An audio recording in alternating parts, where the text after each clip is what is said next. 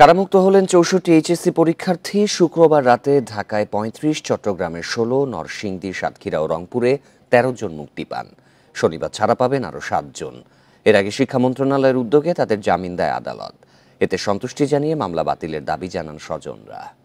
প্রিয় নম্বর সেট করে বিকাশে সেন্ড মানি করুন ফ্রি। ৩০ জুন শুরু হয় এইচএসসি পরীক্ষা। এর মধ্যে বৈষম্য বিরোধী ছাত্র আন্দোলনে যোগ দিয়ে আটক হয়েছেন বেশ কয়েকজন পরীক্ষার্থী। ১১ জুলাই থেকে স্থগিত পরীক্ষাগুলোর রুটিন দেওয়া হয়েছে। তাই তাদের দ্রুত জামিন দিতে আইন মন্ত্রণালয়ে একটি তালিকা পাঠায় শিক্ষা মন্ত্রণালয়। শুক্রবার ঢাকার মেট্রোপলিটন ম্যাজিস্ট্রেট রাশিদুল আলম ৩৭ জনকে এবং সিনিয়র জুডিশিয়াল ম্যাজিস্ট্রেট ৫ জনকে জামিন দেন। এইচএসসি পরীক্ষার্থী যারা আছেন তাদের জন্য স্পেশালি আমাদের মাননীয় শিক্ষামন্ত্রী নির্দেশনা দিয়েছেন এবং উনি রিকোয়েস্ট করে স্পেশালি ৪২ জনের লিস্ট দিয়েছেন, যে ৪২ জনকে জামিন শুনানি করে মুক্তির ব্যবস্থা করা হয়েছে। রাতেই কারাগার থেকে বেরিয়ে আসেন শিক্ষার্থীরা। এ সময় আবেগাপ্লুত হয়ে পড়েন।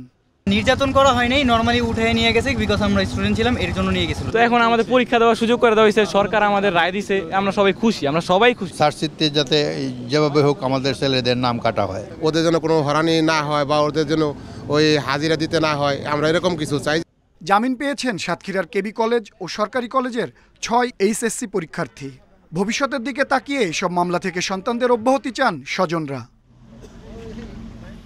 আনোয়ার সাদাত নূর, ইন্ডিপেন্ডেন্ট নিউজ, ঢাকা।